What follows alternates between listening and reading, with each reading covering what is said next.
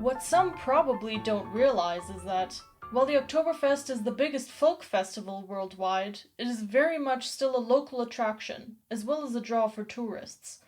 Even during the pandemic, without any assistance from people out of town, restaurants learned that people want to party, whether the official event is on or not. This has become a permanent change. Welcome to Expat Chatter. This is Natalie Grunler. The newest thing at this year's Oktoberfest was not at the Oktoberfest. The Oktoberfest, or Wiesn, was on hold for 3 years, which for Bavarians was almost as bad as cancelling Christmas.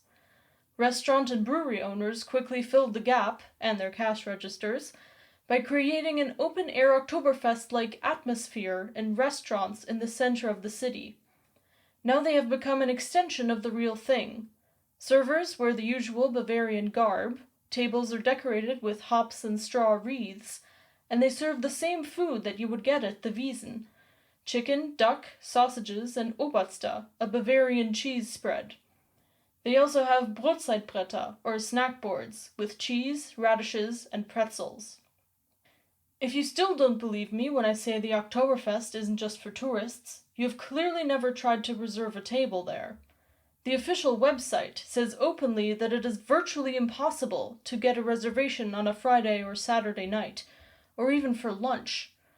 But most beer tents are required to leave large sections unreserved for the hapless tourist who didn't realize that folk festival means lots of folks, to the tune of 6 million over the course of 2 weeks. Only entire tables can be reserved, and you must pay in advance. A mandatory amount of food and drink must be ordered together with the reservation, usually half a chicken and 2 liters of beer. You can also sign up for the reservation alarm to be instantly notified when a reservation becomes available.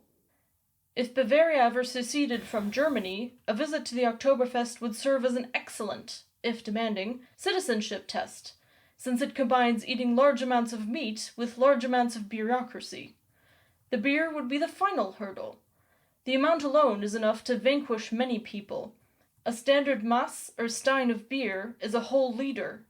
Even worse, many tourists don't realize that the Oktoberfest beer also has a higher alcohol content, perhaps a way to keep the number of foreigners to a minimum, or at the very least keep them on the floor out of sight. Young Bavarians start practicing early.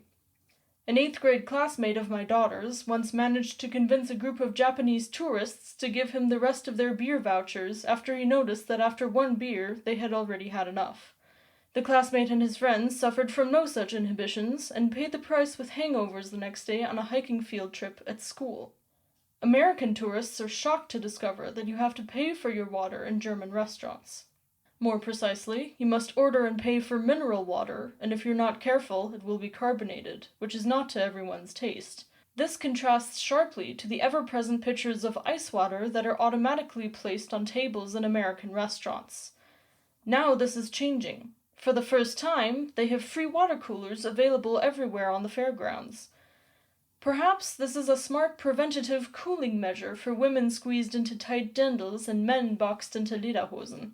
Especially since after a record heat wave this summer, the heat returned in time for the Oktoberfest.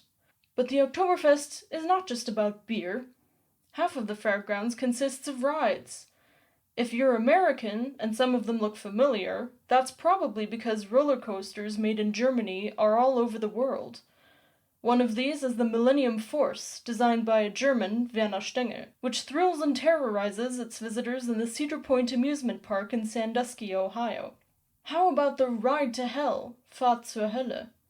It may sound like your daily commute to the office on the Beltway during rush hour, but it's actually a kind of ghost train. Unfortunately, this ride had a minor accident on the first weekend of the Oktoberfest. Cursed by its name, perhaps? Nomen ist Omen, after all. The Crinoline reminds me of a similar old-fashioned ride I enjoyed as a kid. When I say old-fashioned, I'm not kidding. This ride, the oldest one at the Oktoberfest, debuted in 1924. 4 men were required to operate it manually until it was electrified in 1936. But the best tent at the Oktoberfest is also the least known. It doesn't have beer or brass bands, and it only holds 40 people. No food or drink is served, and the performers are so small that you literally need a magnifying glass to see them. This is Europe's only flea circus. No matter who I tell about this attraction, not one person has been to see it, nor do they believe me when I tell them that there are real-life fleas doing tricks. And you don't believe me either, do you? I once had an old friend visit whom I had promised to take to see this. I was brimming with excitement about taking him there and couldn't wait to see his reaction. But unfortunately, after a stint in a tent, I was also brimming with beer, and I was too tipsy to find it. To this day, he thinks I made it up. I think that's one of the reasons I have yet to officially take up German citizenship. Despite my intimate knowledge of both German and the Oktoberfest, I will probably never be able to hold my liquor like a Bavarian. Thanks for listening, and if you enjoyed the podcast, why not forward it to a friend? Thanks, and see you next time.